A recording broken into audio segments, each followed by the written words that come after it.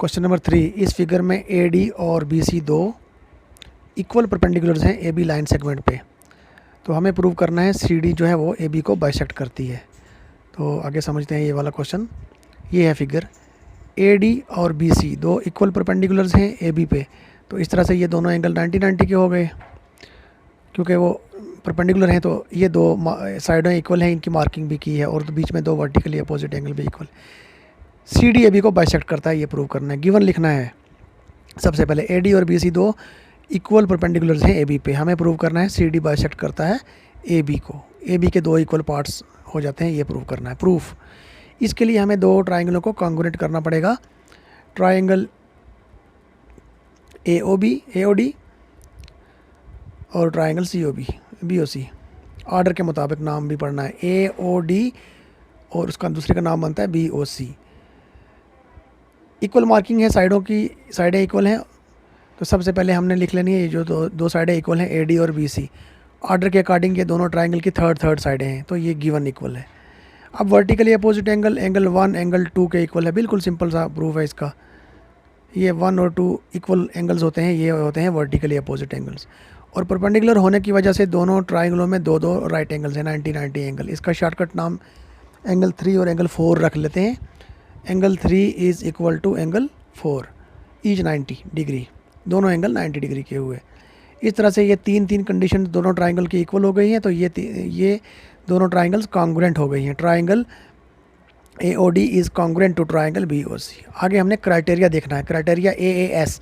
Criteria के लिए कोई एक ट्राइंगल लेनी है और क्या क्या कंडीशन यूज़ हुई है। ए एंगल साइड, उल्टा भी पढ़ सकते हैं, साइड एंगल भी लिख सकते हैं।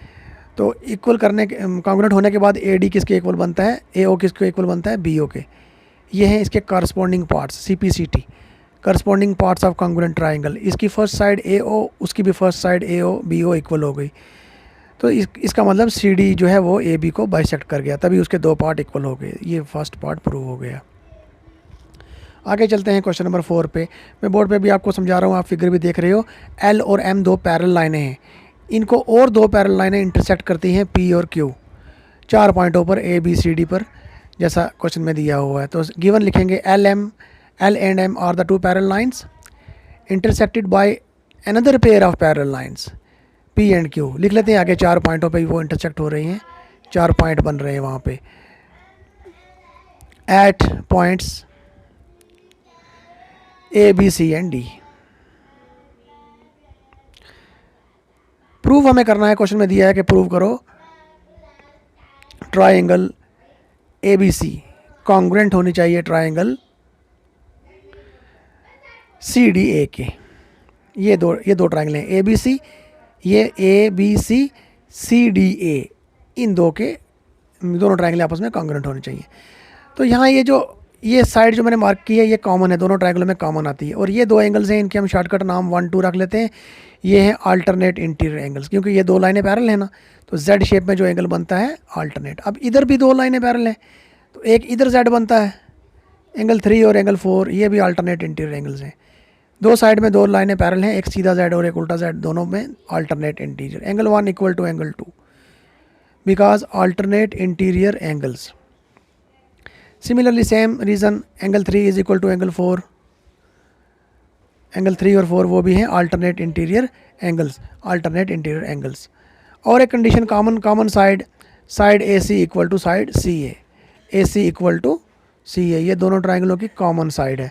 तो इस तरह से इसकी भी 3 कंडीशंस इक्वल हो गई, ये दो ट्राइंगलें कॉन्ग्रुएंट हो गई हैं, जो हमें प्रूव करना था। Therefore triangle A B C is congruent to triangle C D A. Criteria ढूंढना है, कोई एक ट्राइंगल देखनी है क्राइटेरिया के लिए, उसमें क्या क्या यूज़ हुआ। ट्राइंगल ए बी सी हम लेते हैं, एंगल 1 यूज़ हुआ, फिर साइड यूज़ हुई, फिर एंगल यूज़ हुआ।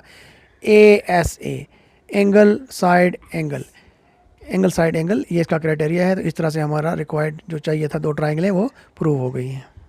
हो गया।